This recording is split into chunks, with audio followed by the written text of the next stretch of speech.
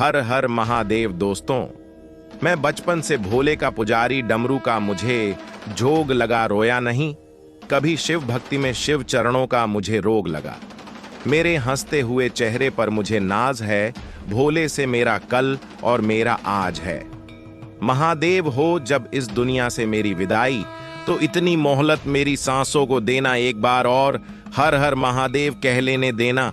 मेरी हैसियत से ज्यादा मेरे थाली में तूने परोसा है। तू लाख मुश्किलें भी दे दे मालिक, मुझे तुझ पे भरोसा है। मंजिल उन्हीं को मिलती है जिनके सपनों में जान होती है।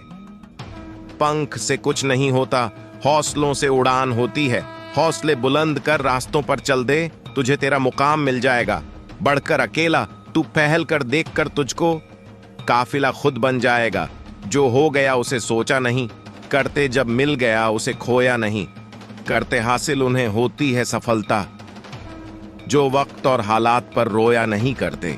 एक बार एक शिव भक्त अपने गांवों से केदारनाथ धाम की यात्रा पर निकला। पहले यातायात की सुविधाएं तो थी नहीं, वह पैदल ही निकल पड़ दिया। अच्छा, रास्ते में जो भी मिलता केदारनाथ का मार्ग पूछ लेता। मन में भगवान शिव का ध्यान करता रहता।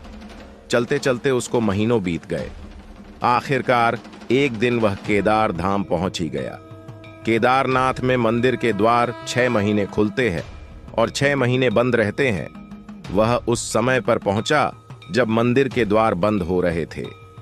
पंडित जी को उसने बताया वह बहुत दूर से महीनों की यात्रा करके आया है। पंडित जी से प्रार्थना की, कृपा करके दरवाजे खोलकर प्रभु के दर्शन करवा दीजिए। लेकिन वहां का तो नियम है, एक बार बंद तो बंद, नियम तो नियम होता है। वह बहुत रोया, बार बार भगवान शिव को याद किया कि प्रभु बस एक बार दर्शन करा दो। वह प्रार्थना कर रहा था सभी से, लेकिन किसी ने भी नहीं सुनी। पंडित जी बोले, अब यहाँ 6 महीने बाद आना। 6 महीने बाद यहाँ के दरवाजे खुलेंगे। यहाँ 6 महीने बर्फ और ठंड पड़ रहती है।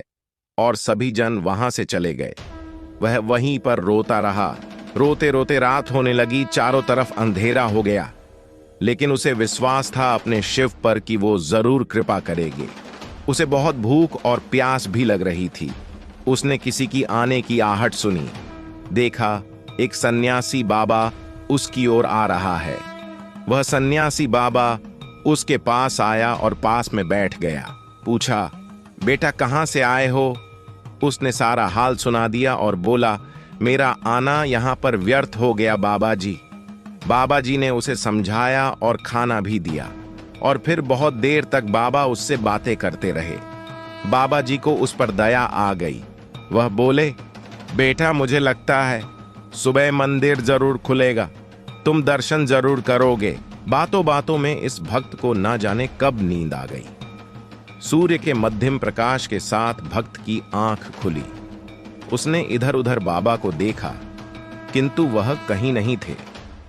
इससे पहले कि वह कुछ समझ पाता, उसने देखा पंडित जी आ रहे हैं अपनी पूरी मंडली के साथ। उसने पंडित को प्रणाम किया और बोला, कल आपने तो कहा था मंदिर 6 महीने बाद खुलेगा और इस बीच कोई नहीं आएगा यहाँ, लेकिन आप तो सुबह ही आ गए।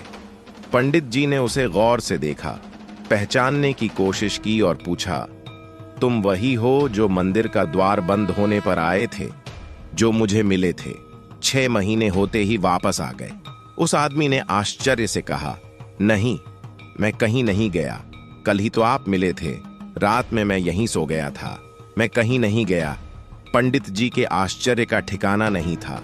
उन्होंने कहा, लेकिन मैं तो 6 महीने पहले मंदिर बंद करके गया था और आज 6 महीने बाद आया हूं।